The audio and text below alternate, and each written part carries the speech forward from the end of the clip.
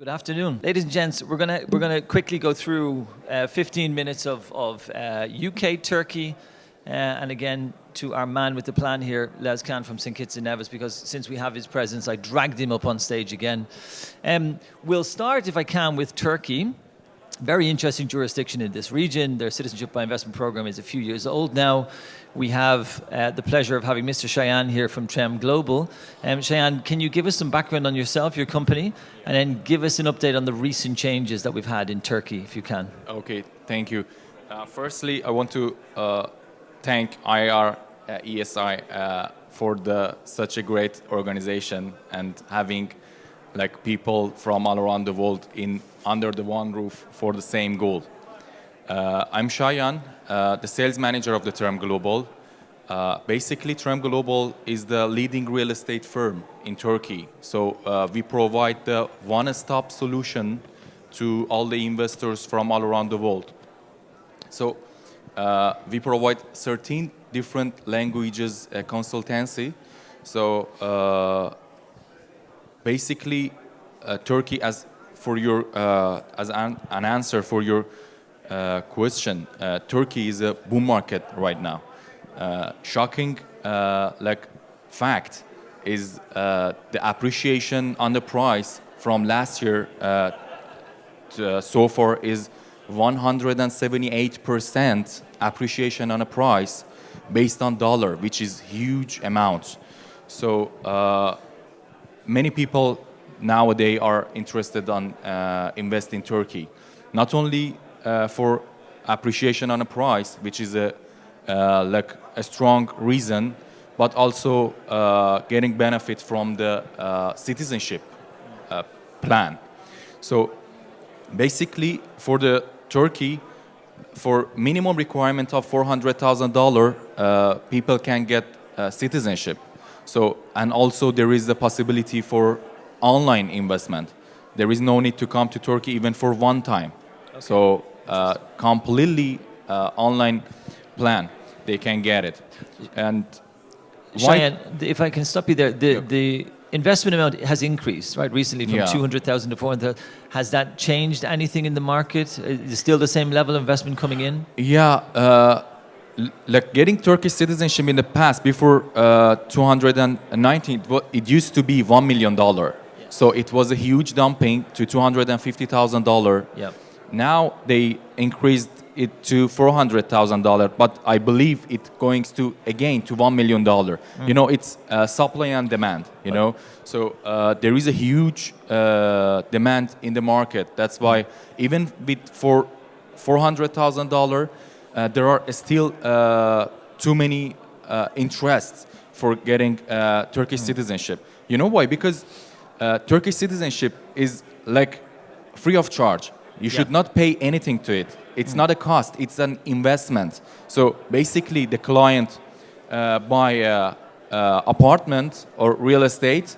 So as much, even if it's $1 million, it's a bigger investment. It's not something expensive, you know, it's not a cost. That's why still there is a huge demand for real estate investment in Turkey. I think, as you said earlier, it's been well documented now. The best yield in real estate in any CBI program has been Turkey, right? Because Istanbul, like Dubai and Abu Dhabi, 10, 15 years ago, when the freehold concept came in here for the first time, you could buy a house where I live for a few 100,000 dirhams, and now there are millions of dirhams. Yeah. So I think people perhaps recognize that too late, because when it was 250 to buy an apartment in Istanbul, you could be sure that you're going to do 50%. And we were told that by Turkish developers. Yeah. They said, you'll do 50% capital gain on this apartment. So not only is your passport potentially free, but you're going to double your money in a 4 to 5 year period. Are you seeing the same kind of increases in the capital appreciation now still? You know, Turkey, because of the unique location, all of the time they has its interest for the people. You know, it's the only country between two continents of Asia and Europe. So basically, it's a center of the trade and sea transportation. So people with the purpose of living and with the purpose of investment, both of them can have a great answers in Turkey. You know. Do you see the fluctuations in your price, in your currency price, affecting the market? Your esteemed leader, Mr. Erdogan, comes out with a comment every now and again, and you can do 10%, 20% up, down, etc. Do you see this have any effect on the applications coming in, or no? Actually, it has a huge effect. You know, in the past, let's say back in 5 years ago, when someone bought a property in Turkey, they used to get appreciation on a price based on Turkish currency. So when you convert it in dollar, maybe the appreciation in dollar was not that much dramatically. But since 2 years ago, the market has changed dramatically. So basically, all the real estate market is nowadays based on dollar. So even in the second-hand market, people sell their property based on dollar. So really, okay. This is something happened that you can buy your property in Turkey, even you can live there with the very low cost of living, but you can have appreciation on a dollar.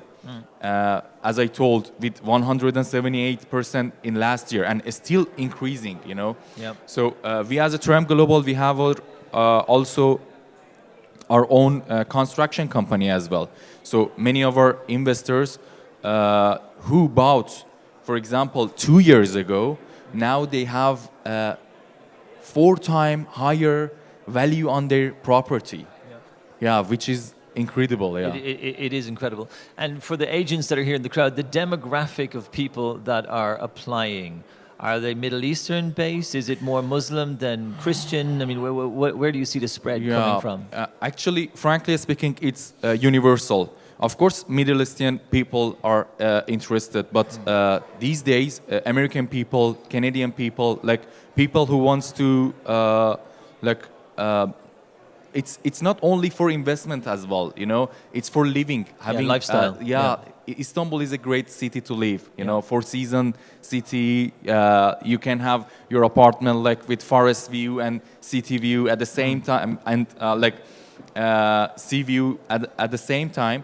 It's not something that we can find it easily. So let's say about Napoleon Bonaparte says that he said if the world was a country, Istanbul was its estate. Yeah. So it's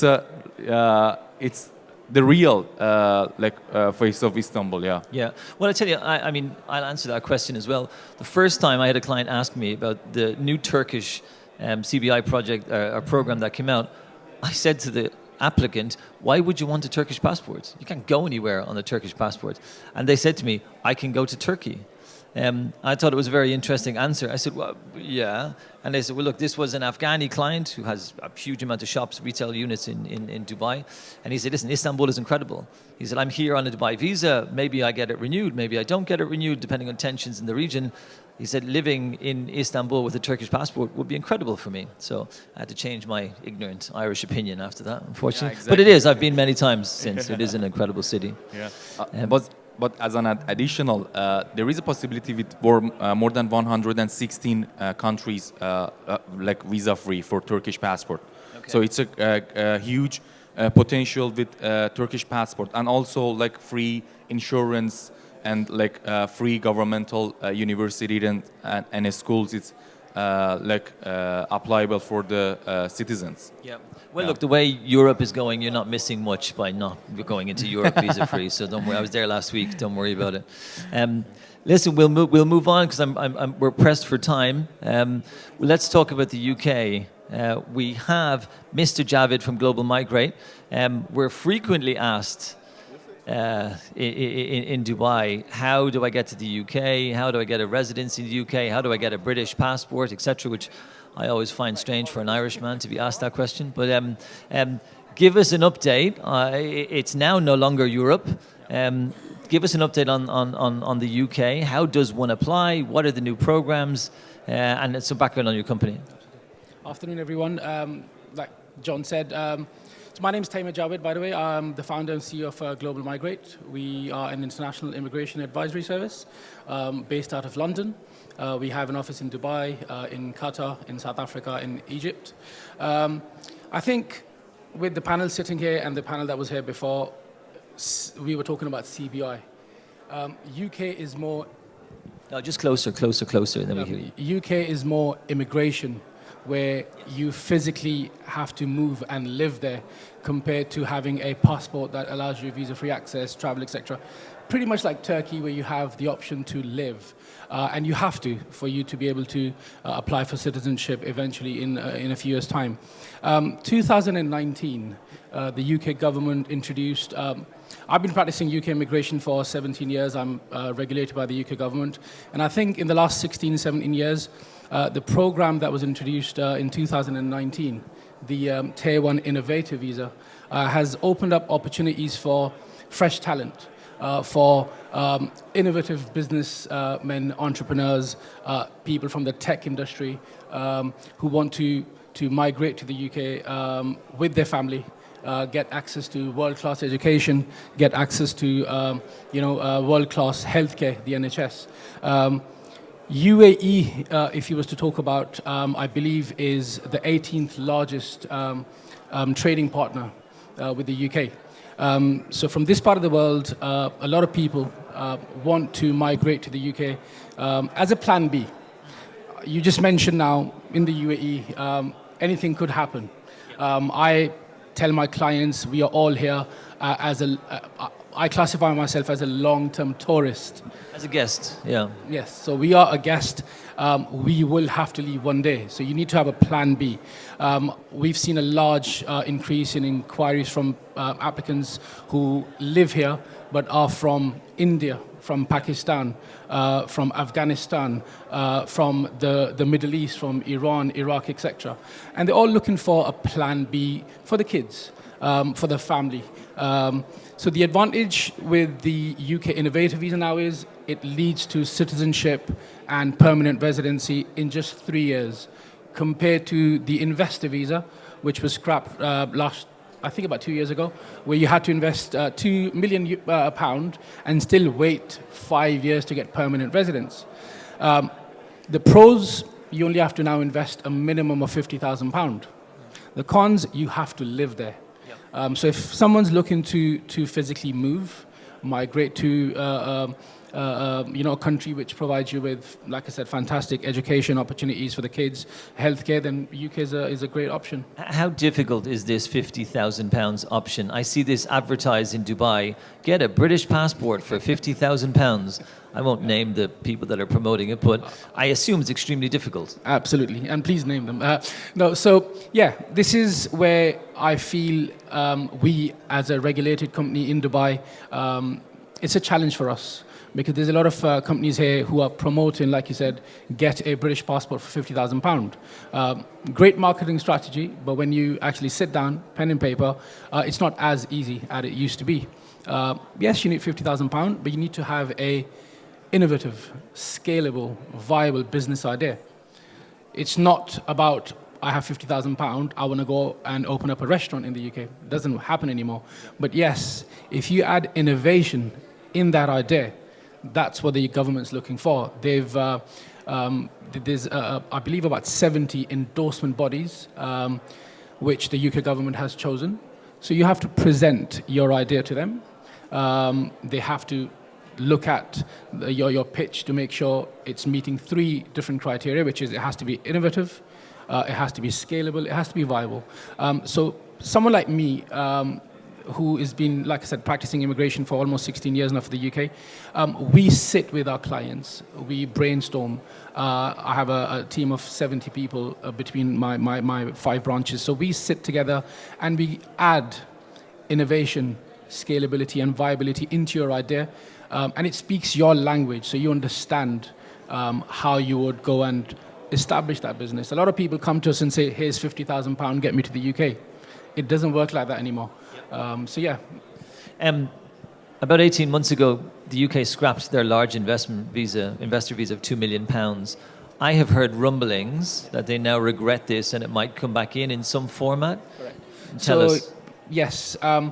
There were obvious reasons why they did what they did, but now with the new government coming in, they're trying to promote immigrants to come in again, bring the money in, create job opportunities for people, because as you might be aware, everyone is aware, there's a lot of things happening in the UK right now. So there are rumors right now that they could be potentially bringing back the investor visa again, but with a minimum investment of £5 million. With the innovator visa, there are also talks about scrapping the £50,000 investment, which again would attract a lot more interest, but how many people would actually be eligible would depend on the other criteria. So, like I said, if you have a unique and innovative idea, then UK is the go-to place for you. The gentleman earlier was talking about a startup visa application for Canada. Similar product is what the UK has, the startup program. It doesn't lead to a permanent residency, but it's a route for you to take the first step into the UK. The advantage you have compared to Canada is the processing time. It's a lot quicker.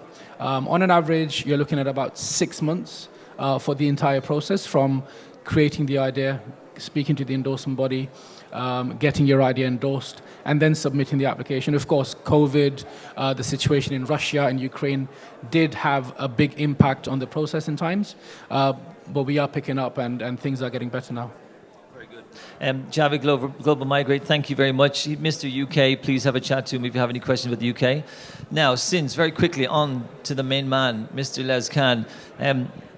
I said to Les when we were having coffee earlier, I said, listen, I love to read the updated blacklists from the Caribbean. These are always my favorite, to see who I know, make sure I'm not on it.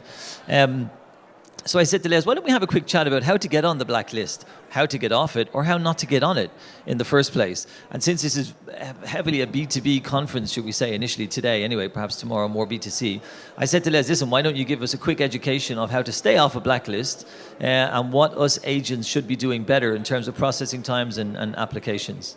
Les, not putting you on the spot, but there you go. Thank you, John. First of all, the blacklist of St. Kitts and Nevis CBI program, it's the only blacklist in the Caribbean that we publish. I don't think anyone else publishes a blacklist. So what gets you on the blacklist? Pricing. If you advertise a price that is not a government price, you will get on a blacklist. So some of you, and my friend here, fell into that trap some time ago. If you're not paying attention to your marketing people and they put a price up there that is against the government prices. So what are the government prices? The government prices are $200,000 for a share, $400,000 for a unit, $150,000 for a single applicant on a sustainable growth fund, $175,000 for the privately funded state-owned project, or $200,000 for privately funded, privately owned. Those are the government prices. There should be no other price advertised. Now, we do understand that you will give your client a pricing sheet with a price that you may have negotiated with a developer. That's up to you, all right? We pay attention to what you advertise. So that will get you on the blacklist. If I attempt to try to contact you when I hear about these things, and I should let you know that this market in the Middle East is self-regulating. A lot of people say that, you know, we have no regulations in CBI programs. Yes, no official regulations, but it is self-regulating. When you do something, when an agent does something, 10 other agents are looking at what you do, and they will come to me. And they will advise me, hey, listen, I see this price there. So I will attempt to contact your office, and if I don't hear anything, you go up on the blacklist. It's that simple. Now, you come back to me and you say, all right, listen, that was a mistake and so on. We'll take you off the blacklist. Now, there are some people who are very aggressive, and I'm sure some of you agents might have looked at Facebook over the years and seen some negative things about me. Not everybody likes to be blacklisted. So when I blacklist, occasionally somebody will retaliate and they will put up a negative press on me or something like this. And they will stay on the blacklist for as long as it takes. All right. But it's up to you as the agent to ensure that you have the mechanism for ensuring that you don't fall afoul. Now, if you become an international marketing agent, and this is where there is a difference between international marketing agents and a regular agent. An international marketing agent registers with a unit, and they pay a fee to become an IMA, and then they go up on my website as an approved agent. There are agents out there who are sub-agents of these international marketing agents, and these international marketing agents are responsible for the activities of their sub-agents. So again, if I see someone advertising and it's a sub-agent, then that agent is responsible for what that person did, right? Now again, we had situations over in last number of years where we discovered that people, in one agent in particular, that documents were changed. And they took official documents, and someone in that company changed the document and sent out a different piece of information under a government letterhead. That's a no-no, all right? You will be blacklisted. And in that particular case with that company, we kept them on the blacklist for over a year. And they had to prove to us that they had put in anti-money laundering practices, they had reviewed their processes, they had done a separate audit, they had fired the individuals who were involved in that activity. And it took them over a year, and for me to write to the government and say, listen, all right, they have done their jail time, if you want to call it that, and have taken the necessary steps. They've written me and shown me all the documents and all the processes that they have changed, and they came off the blacklist. So an individual, an agent, can come off the blacklist if they take the necessary steps to show that they are being diligent, they're taking the proper steps in due diligence. Now, there are a lot of things that we'll look for in agents, and many times within the unit, I don't know who the agent is because the agent is working through a local service provider. Sometimes they will advise me, sometimes they wouldn't. Generally, I know who they are because I know who my developers are working with. So I will know who that agent is.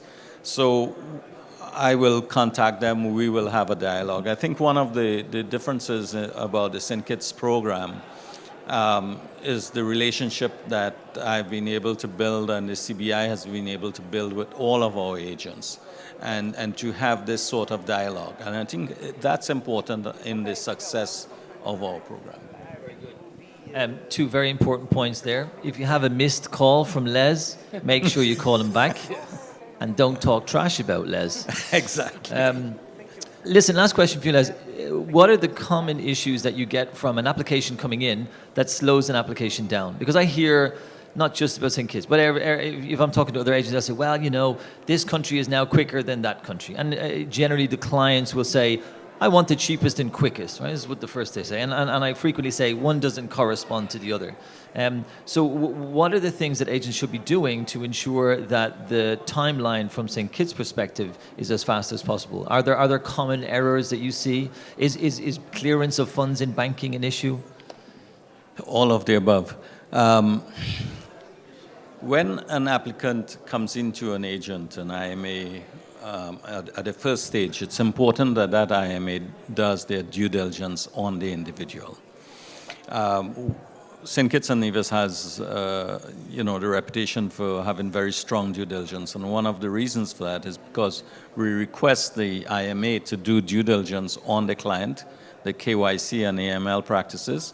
We also ask that when the file comes to our local agent, which is our service provider, that service provider also has to do an AML and KYC. We also ask that when it comes into the unit, obviously we're looking for all of the documentation that is required for the process. And so what are some of the common issues that we see that might delay a file, that might cause us to return a file? Consent letters. So you have a divorced family, or you have one parent applying on their own, but the other parent is not, and the children are there. So we need consent letters. And the consent letter must be signed by the second parent, and we must have evidence that that signature is the same as on their passports. Now, one of the things that we see is that that second parent, if it's a female most likely, may not have a passport. All right? There may not be a national ID with a signature.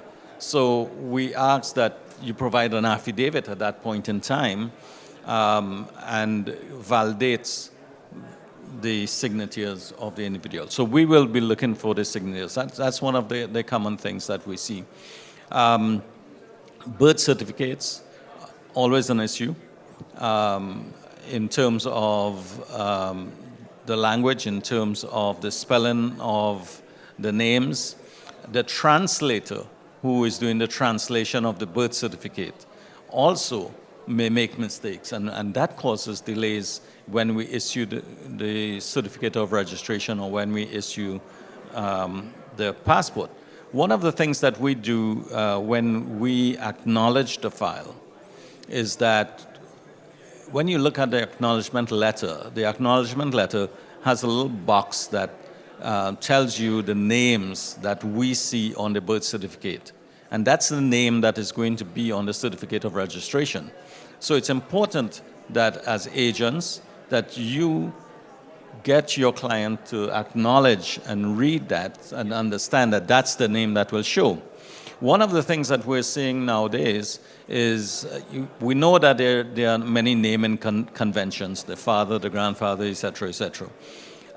But many young people just want to have first name and second name, all right? And our passport office don't accept first name and second name, all right? So they accept the naming conventions. Now, we will be working with the passport office to try to adjust this, because remember, a lot of individuals can go to the US and you apply for citizenship and they ask you what name do you want on your passport, and you can give Tom Jones, and that may not be your name, but that's the name that's on the... Good name. Good name.